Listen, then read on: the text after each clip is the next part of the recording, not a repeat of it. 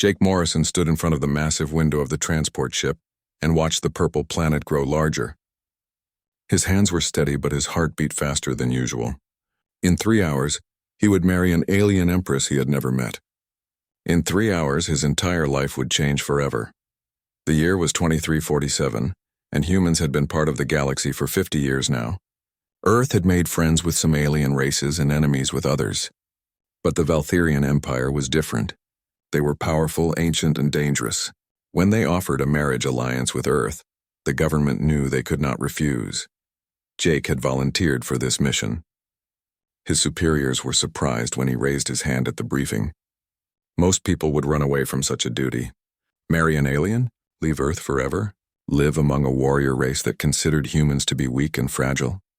It sounded like a nightmare to most people. But Jake had his reasons. He believed in peace. He believed in building bridges between worlds. And he believed that sometimes one person had to sacrifice their own happiness for the greater good. The transport ship landed on Valtheria Prime with a soft thud.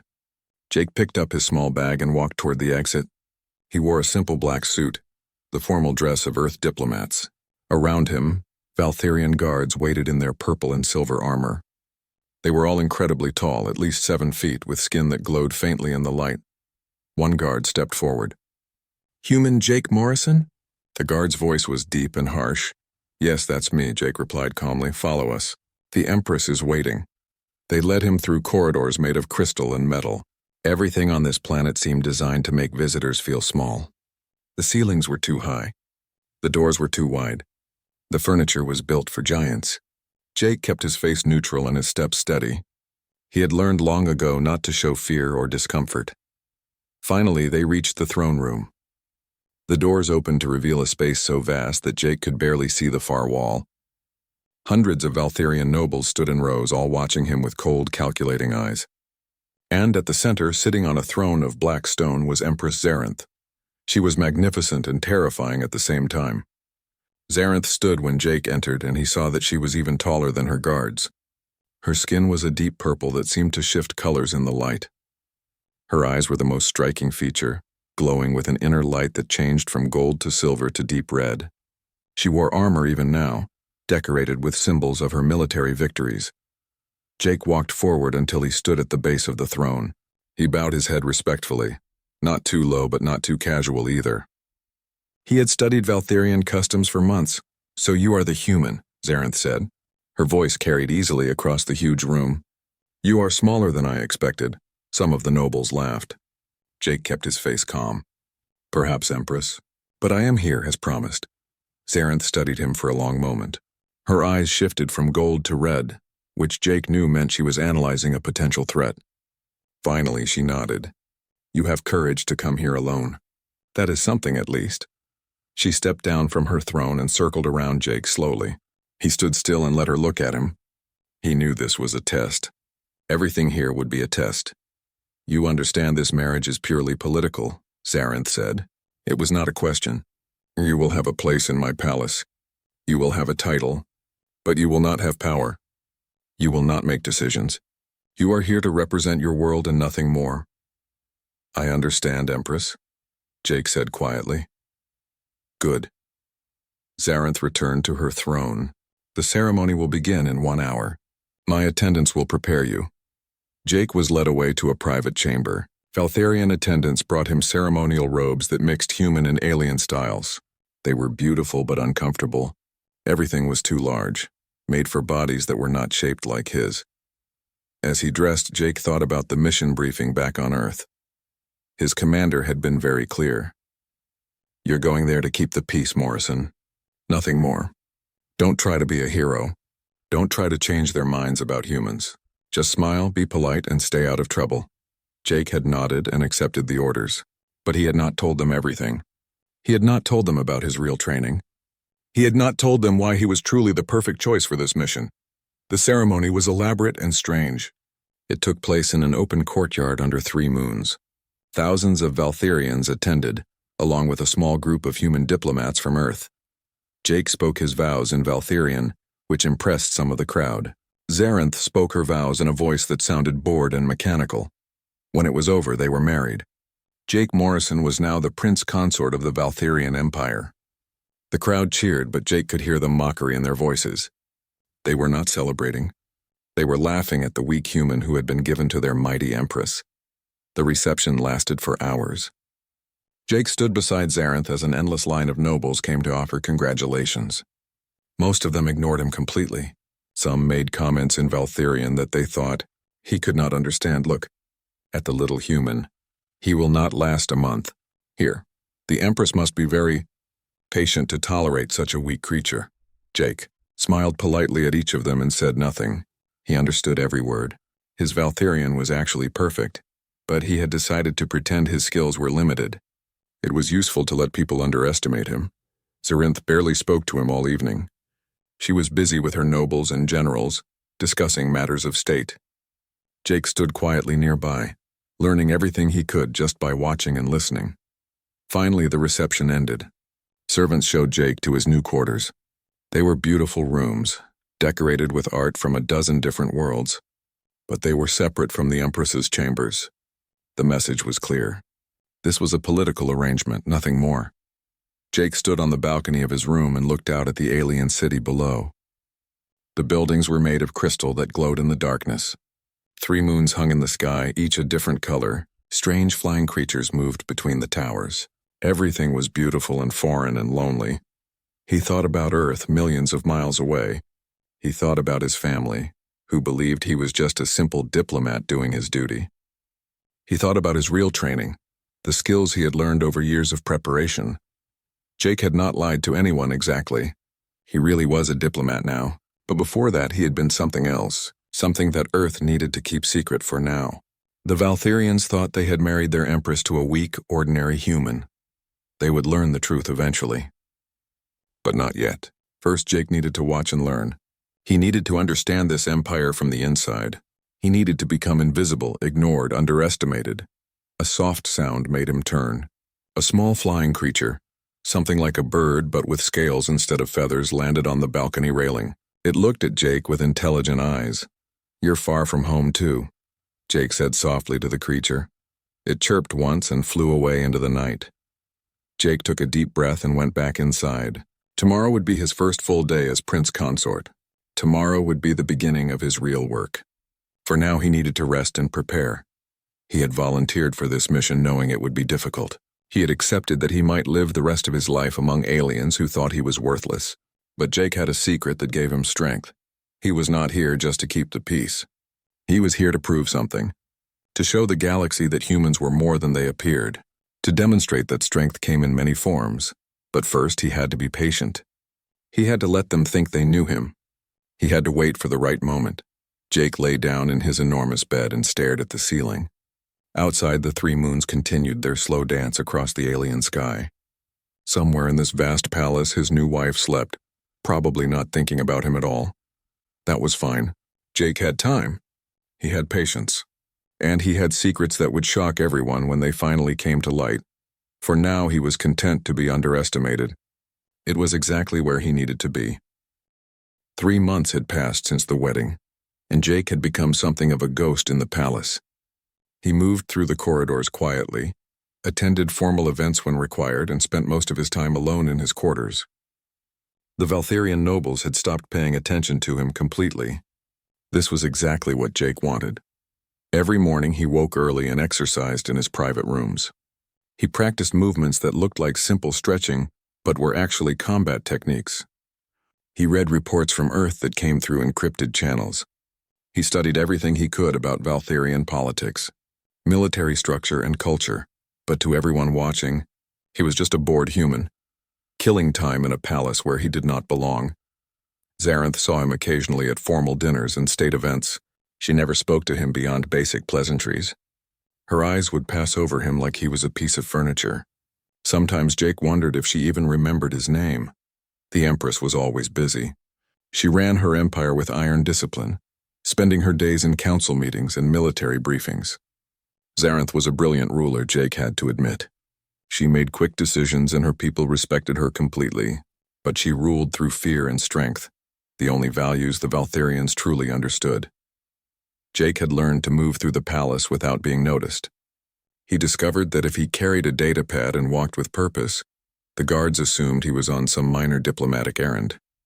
They stopped checking his movements. This allowed him to explore areas of the palace he was not supposed to see. He found the military planning rooms. He discovered the communication centers.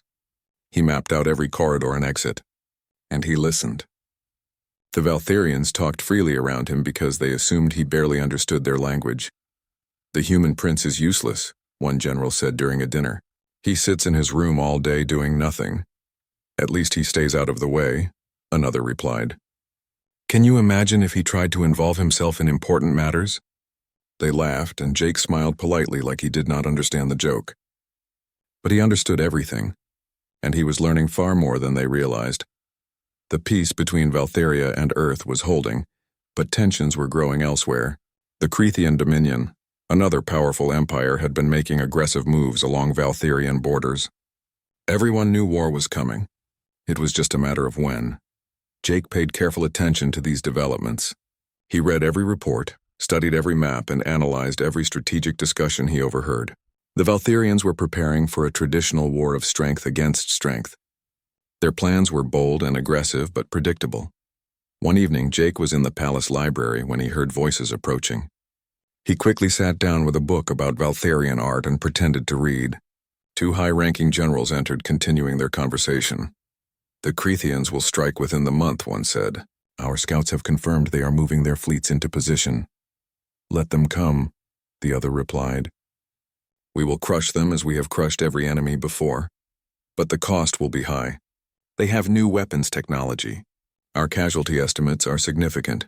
Casualties are acceptable. Victory is all that matters." They left without even noticing Jake sitting in the corner. He waited until they were gone, then returned to his quarters. That night, he sent an encrypted message back to Earth through channels he was not supposed to have access to. He reported everything he had learned about the coming war. The crisis came faster than anyone expected. A week later, Crethean ships attacked a Valtherian patrol near the border. 3 ships were destroyed. 50 warriors died. The Empire demanded revenge immediately. Zarinth called an emergency meeting of her war council. Jake was not invited, of course. He was just the human consort with no role in important matters. But the council met in a chamber Jake had discovered during his explorations, and he knew where the ventilation shafts led. He positioned himself where he could hear everything. The generals were arguing loudly. Everyone wanted to attack immediately. They proposed sending their entire fleet to Crethean space and destroying their military bases one by one. It was a plan based on overwhelming force and accepting heavy losses. Zarinth listened to all of them, her eyes shifting through colors as she considered the options. Jake could tell she was not satisfied with any of the proposals. She was smart enough to know that a costly war would weaken her empire even if they won. "There must be another way," Zarinth said finally. "A way to defeat them without destroying ourselves in the process." "There is no other way," General Vorth replied. He was Zarinth's most trusted military commander, a huge warrior with scars covering his arms. "War is war. Victory requires sacrifice." "Then we sacrifice," Zarinth said, but Jake could hear the doubt in her voice. The meeting ended with orders to prepare the fleet for a massive assault. Jake returned to his quarters and spent the night thinking. He knew a better strategy. He could see the weaknesses in the Crethean positions. He understood how to win this war with minimal casualties, but he was not supposed to know anything about military strategy. He was just a diplomat. If he revealed his knowledge now, it would raise too many questions.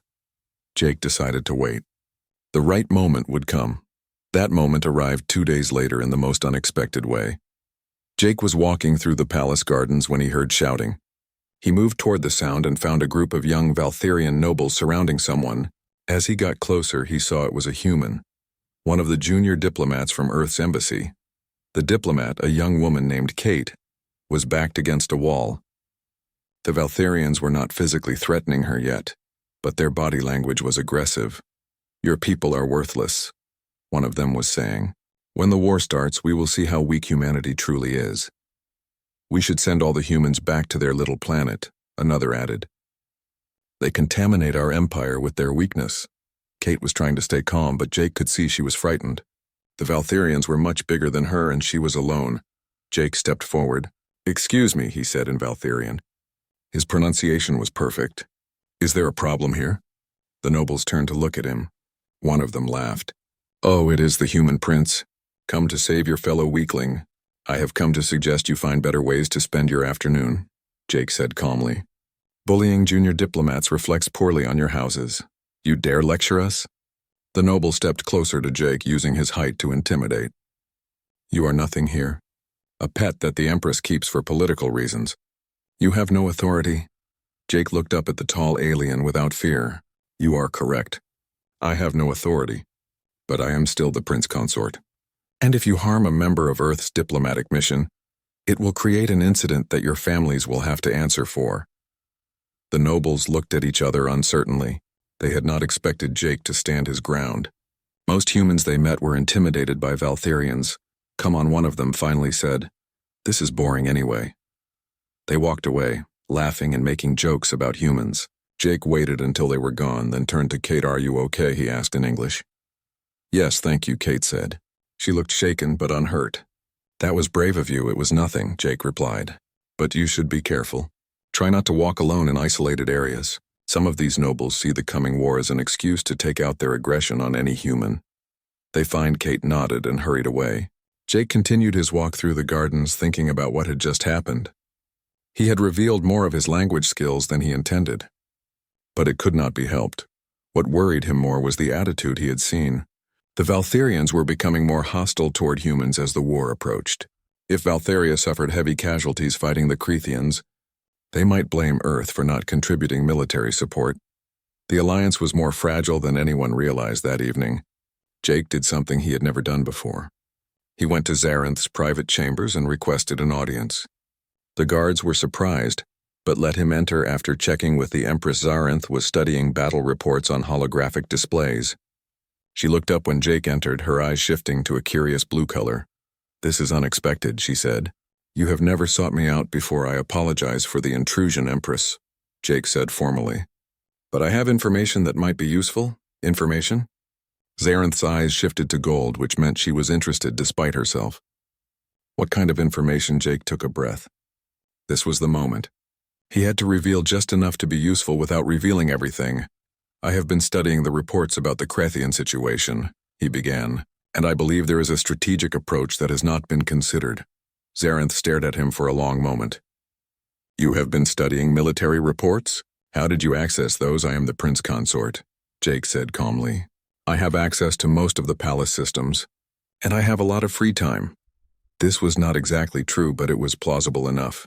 Zarinth's eyes shifted to red, analyzing him. "Very well," she said finally. "Tell me this strategic approach." Jake stepped forward to the holographic display. He pointed to the Crethian fleet positions. "Your generals want to attack here with overwhelming force, but this is what the Crethians expect. They have positioned their strongest defenses exactly where you plan to strike." "Of course they have," Zarinth said. "They are not stupid, no, but they are predict." The command center was chaos when Jake and Zarinth arrived. Generals were shouting orders. Holographic displays showed the battle happening light years away in real time. The news was getting worse by the minute. The colony was called Valtheria. 7. A peaceful settlement with 50,000 civilians. The Crethian fleet had appeared without warning and started bombarding the surface. The colony's defenses were not designed to hold off a full military assault. "Where are our nearest ships?" Zarinth demanded. 4 hours away, Empress," General Vorth replied. His face was grim. "The colony will fall before we can arrive. Then move faster. We are at maximum speed already." Vorth looked at the displays showing the burning colony. "I am sorry, Empress. We cannot save them."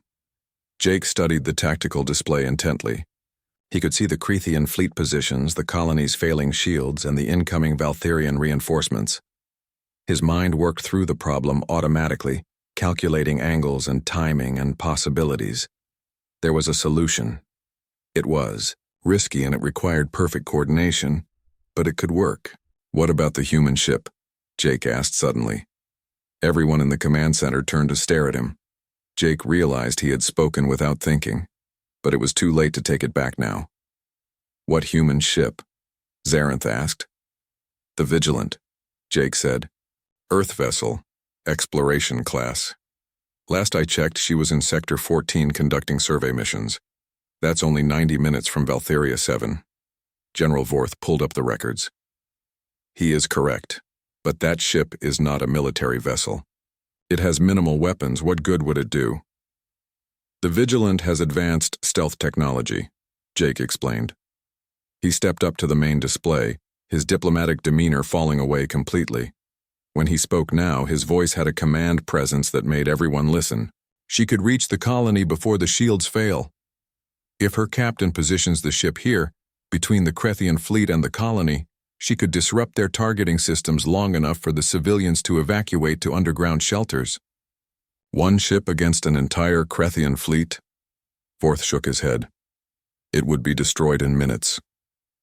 Not if she stays in stealth mode and keeps moving, Jake said. He was manipulating the display now, showing exactly what he meant. The Vigilant is fast and hard to detect. She would not need to fight the Krethians, just confuse them, create enough chaos in their formation to buy time. Zarenth was watching Jake closely. You seem very familiar with human military capabilities. I know the Vigilance captain, Jake said simply. Commander Stevens, if someone explains the situation to him, he will help. But we need to contact him now. Every second counts. Do it, Zarenth ordered. Get me a secure channel to this human ship. The communications officer looked uncertain. Empress protocol requires now! Zarenth's eyes blazed red. The officer scrambled to establish the connection. While they waited, Jake pulled up more information on the displays. He was showing everyone the exact timing required, the precise positions, the coordination needed between the human ship and the incoming Valtherian fleet. The generals watched in amazement. This was not a diplomat suggesting ideas. This was someone who knew exactly what he was doing. Channel open, Empress, the communications officer announced. Let me speak to him, Jake said. Zarenth nodded. Jake stepped up to the communication panel. A moment later, a human face appeared on the screen. Commander Stevens was in his 50s with gray hair and sharp eyes. Morrison? Stevens looked surprised. I heard you got married. Congratulations, I guess. No time, Commander, Jake said, switching immediately into military mode. I am transmitting coordinates to you now. There is a civilian colony under attack. I need you to execute a harassment pattern exactly as I am showing you. Can you do it? Stevens was already looking at the tactical information Jake was sending. His expression changed from casual to deadly serious in an instant. That's a Krethian battle fleet. We will be outgunned by a factor of 50. You will not be fighting them, just disrupting their targeting and drawing their attention for 70 minutes. Can you do it? Stevens thought for only a second. Send me the full plan. We are already moving. Jake worked quickly, his fingers flying over the controls. He sent Stevens a complete tactical briefing, including timing markers, position coordinates, and escape routes. The Valtherian command staff watched in stunned silence. Got it, Stevens said. This is insane, but it might work. Vigilant is moving to intercept. Stevens out. The channel closed. Jake turned back to the main display and started issuing instructions. He caught himself and looked at Zarenth. With your permission, Empress? Zarenth's eyes were wide with shock, but she nodded. Continue. For the next hour, Jake coordinated the rescue operation. He directed the Vigilance movements, timed the Valtherian fleet's approach, and organized the colony's evacuation procedures. He spoke in rapid military language, using terminology that no simple diplomat should know. The Vigilant arrived at Valtheria 7 and immediately went into action. The small human ship darted between the Krethian vessels like a ghost, appearing on their sensors for just seconds before vanishing again. The Krethians broke formation trying to target her, their bombardment of the colony becoming sporadic and unfocused. It is working, General Vorth said with disbelief. That little ship is confusing their entire fleet. Colonists are evacuating to the underground shelters, another officer reported. Casualties are dropping significantly. Jake watched the displays with intense focus. He was tracking dozens of variables at once, adjusting his plans in real time as the situation changed. This was what he had been trained for. This was what he really was. Commander Stevens and his crew performed brilliantly. The Vigilant danced through the Crethean fleet, never staying in one place long enough to be hit. She was not doing any real damage to the enemy, but she was achieving the mission objective by keeping them disorganized. Valtharian fleet arriving in 10 minutes, an officer announced. Tell them to approach from Vector 7, Jake ordered. Then he realized he had given a direct command and looked at Zarinth again. If the Empress approves. Do as he says, Zarinth told her officers. She was staring at Jake like she was seeing him for the first time. The Valtharian fleet arrived exactly on schedule. With the Cretheans already in disarray from the Vigilance harassment, the Valtharian ships smashed into them with devastating effect. The battle was fierce but short. The Crethean fleet broke and retreated, leaving the colony battered but intact. Casualties? Zarinth asked. 300 dead, Empress, an officer reported. Without the warning and the evacuation, it would have been 50,000. The command center was silent for a moment. Everyone was processing what had just happened. They had just watched a human turn a hopeless situation into a victory. Jake stepped back from the displays.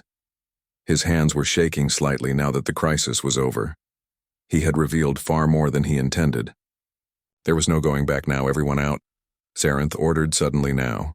The command staff filed out quickly, leaving Jake alone with the Empress. She walked up to him slowly.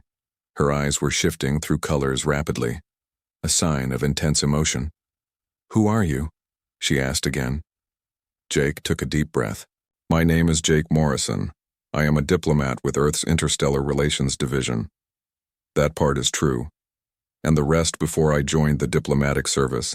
I was an officer in Earth's Special Operations Command, Strategic Operations Division. I have training in military tactics, xenopsychology, combat coordination, and counterintelligence. Zarinth's eyes settled on a deep red. Your government sent a warrior and disguised him as a diplomat, no, Jake corrected gently. They sent someone who could be both. Someone who understood that real strength is not just about fighting. It is about knowing when to fight and when to find another way. Why did you volunteer for this marriage? Because I believed I could help. Because I thought maybe I could show your people that humans are not weak. We are just different. Zarinth was quiet for a long moment.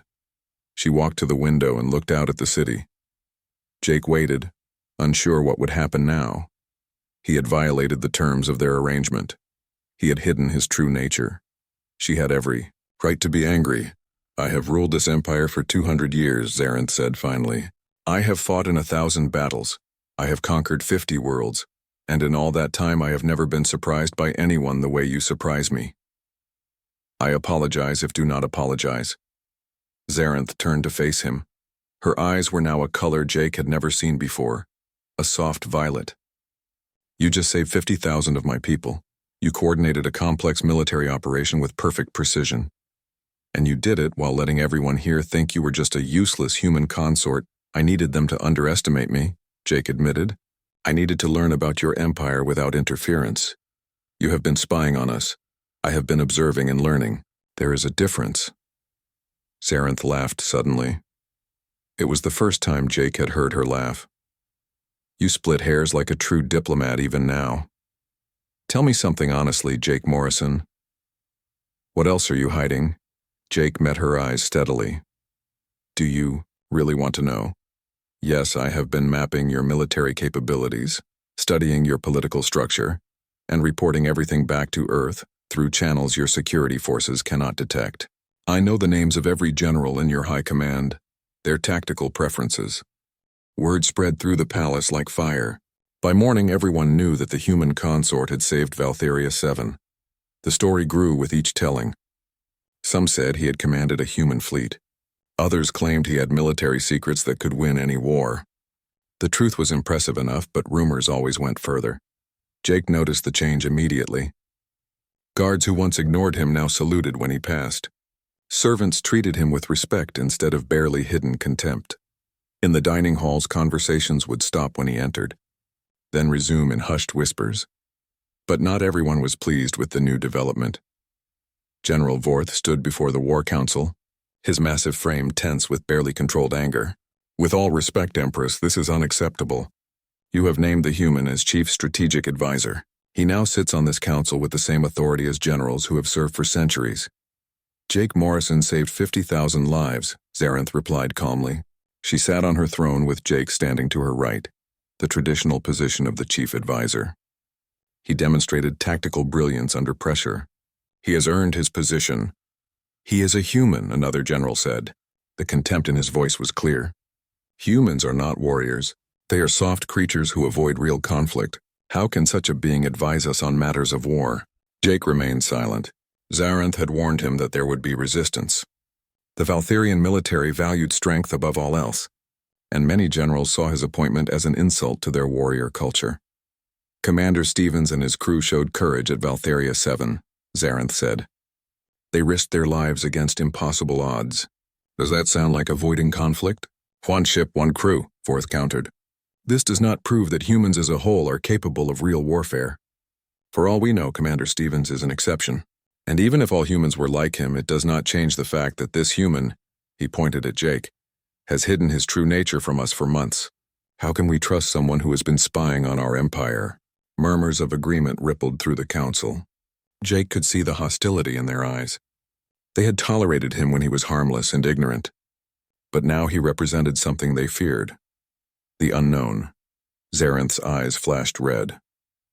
Be very careful, General. You are questioning my judgment. I am questioning the wisdom of trusting our military secrets to an outsider, Forth said. He turned to face Jake directly. You claim to be a warrior. You claim to understand combat. But you have never proven yourself by our standards. You have never faced a Valtherian in combat. You have never put your life at risk in single battle. I have fought in battles you cannot imagine, Jake said quietly. It was the first time he had spoken during the council meeting. But I understand your concern. In your culture, strength must be proven physically. Exactly, Forth said. Words mean nothing. Only action matters. Jake looked at Zarinth. She was watching him carefully, her eyes shifting to violet. He could read the concern in her expression. She knew what was coming next. Then I challenge you, human, Forth declared. Trial by combat. You and I in the arena before the entire court. If you win, you prove that humans deserve respect and you keep your position. If you lose, you admit that humans are weak and you leave this council forever. The room fell silent. A trial by combat was sacred in Valtherian culture. Once issued, a challenge could not be withdrawn without great shame. Jake was being forced into a corner. He could refuse. As consort to the Empress, he had the right to decline without dishonor. But if he refused, he would confirm every belief the Valtherians had about human weakness. Everything he was trying to achieve would be lost. I accept, Jake said clearly. No. Zarinth stood from her throne. I forbid this. Jake, you do not have to. Yes, I do, Jake interrupted gently. He looked at her and spoke softly enough that only she could hear. This is not about me, Zarinth. This is about changing how your people see mine. Some things can only be proven through action they understand. Forth is one of the greatest warriors in the Empire, Zarinth said. Her voice was tight with emotion. He has won hundreds of combat trials. He will not hold back. I know. Jake turned back to Vorth. What are the terms? Standard rules, Forth replied. His expression showed satisfaction. He clearly believed he had already won. Combat until submission or incapacitation. No weapons, only hand-to-hand. The fight continues until one of us cannot continue. Agreed, Jake said. When? Tomorrow at noon? In the Grand Arena. Vorth smiled, showing sharp teeth. I look forward to teaching you the price of arrogance, human. The council meeting ended shortly after. As Jake left the chamber, he felt Zarinth's hand catch his arm. She pulled him into a private side room and closed the door. This is madness, she said. Her eyes were shifting rapidly through colors, a sign of deep distress. Vorth is enhanced with military augmentations. He is stronger and faster than any normal Valtherian. You cannot possibly win. Maybe not, Jake admitted. But I have to try. Why risk yourself like this? You have nothing to prove to these fools. Yes, I do. Jake took her hands in his. They were so much larger than his own Zarinth. Your people need to see that humans are more than they appear. Not just me. All humans. If I back down now, every human in the galaxy will be judged by my weakness. But if I stand and fight regardless of the outcome, I show them that we have courage. I do not want you to get hurt. Zarinth said softly. I have grown to value your presence. Your counsel, your company. It was the closest she had come to admitting she cared about him. Jake felt his heart beat faster. I will be careful, he promised. Against Vorth there is no being careful. He will try to break you. Then I will have to avoid being broken. Zarinth pulled him into an embrace. It was awkward because of their size difference. But Jake held her as tightly as he could. I should have protected you from this, she murmured. I am the Empress. I could have ordered Vorth to withdraw his challenge. That would have made things worse, Jake said. Your generals would have seen it as favoritism. They would have respected me even less. No, this is the right way. The only way. That night, Jake did not sleep. He spent hours in his quarters going through exercises and mental preparations. He reviewed everything he knew about Valtherian physiology and combat styles. He planned and discarded dozens of strategies. Vorth was bigger, stronger, and faster. In a direct contest of strength, Jake would lose in seconds. So he could not fight directly. He needed to be smart, patient, and willing to endure pain. The next morning, Jake ate a light breakfast and dressed in simple combat clothing. He walked to the grand arena where the trial would take place. Thousands of Valtherians filled the seats, come to watch the spectacle, the human consort challenging a legendary general. It was entertainment they could not resist. Jake entered the arena floor and looked up at the crowd. He spotted human faces scattered among the aliens. Members of Earth's embassy had come to watch. Kate, the young diplomat he had helped in the garden, was there. She looked terrified for him. On the opposite side of the arena, Vorth entered. He was wearing traditional combat attire that showed off his muscular frame. Every movement he made radiated power and confidence. The crowd cheered when they saw him. Zarinth sat in the imperial box, her face a mask of forced calm. But Jake could see her hands gripping the armrests of her throne tightly. An official stepped forward to announce the terms. Jake barely heard the words. He was focused completely on Vorth now, studying how he moved, looking for any weakness. The official finished speaking and stepped back. For a moment, everything was silent. Then the combat bell rang. Vorth charged immediately, moving with incredible speed for someone so large. His fist came at Jake's face like a hammer. Jake barely managed to dodge, rolling to the side. He felt the wind from the punch as it passed where his head had been. The crowd roared. This was what they had come to see. Jake backpedaled quickly, keeping distance between himself and Vorth. The general pursued relentlessly, throwing massive strikes that could have shattered bones. Jake dodged and weaved, never trying to block directly. He could not match Vorth's strength, so he refused to test it running. Human Vorth taunted. Is this your strategy? To run until you collapse from exhaustion? Jake did not respond. He was learning Vorth's patterns, timing his movements, calculating angles. The general favored his right side. He telegraphed his power strikes with a slight shift of his shoulders. He was fast, but not as agile as he was strong. After 2 minutes of pursuit, Vorth was starting to breathe harder. The arena was large and Jake was making him chase. Good Jake decided to test something. He deliberately slowed his dodge, letting Vorth's punch clip his shoulder. The impact sent him sprawling across the arena floor. Pain exploded through his arm. The crowd roared again. Blood, they wanted blood. Jake pushed himself up slowly, pretending to be more hurt than he was. Vorth approached confidently. Thinking his opponent was weakening, Jake waited until the general was close, then exploded into motion. He targeted Vorth's knee with a precise strike, then twisted away before the general could grab him. It was not enough to do real damage, but Vorth stumbled slightly. Jake had found a weak point. The fight continued. Jake was taking hits, could not avoid all of them. His body was accumulating bruises and cuts, but he was also landing his own strikes now, small targeted attacks that slowly wore down his op. Jake spent 3 days in the medical facility recovering from the trial by combat. His body was covered in bruises that showed every color of the rainbow. 2 ribs were cracked. His left shoulder was badly sprained, and he had cuts that required advanced healing technology to close properly. But he was alive, and he had won. The visitors started arriving on the second day. First came junior officers who wanted to meet the human who had defeated General Vorth. They brought gifts and asked questions about Earth combat techniques. Jake answered patiently, using the opportunity to build bridges. Then came the generals themselves. Even those who had been openly hostile before now showed grudging respect. Fourth visited twice, the second time bringing a bottle of Valtherian victory wine and sitting with Jake for an hour, discussing military strategy. You changed my mind, Fourth said during that visit. I thought humans were weak because you choose diplomacy over war. Now I understand that choosing diplomacy from a position of strength requires more courage than simply fighting. On the fourth day, Jake was cleared to return to his duties. He walked slowly through the palace, still sore but healing well. When he reached the War Council chamber, he found it packed with officers and advisors. The room fell silent when he entered. Zarinth stood from her throne chief advisor Morrison. Welcome back. Her formal words did not match the warmth in her eyes. Thank you, Empress, Jake replied, moving to his position beside her. The meeting began immediately. The situation with the Krethian Dominion had deteriorated rapidly.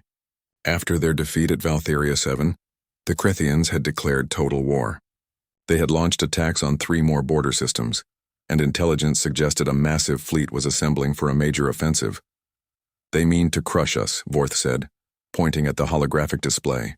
They are gathering every ship they have for one overwhelming strike. Here at the Corvin system, it is our primary shipyard and fleet base. If they destroy it, our ability to build new ships and repair damaged ones will be crippled. How long until they attack? Zarinth asked. 1 week, maybe less. The mood in the room was grim. The Corvin system was vital to the Empire's military strength.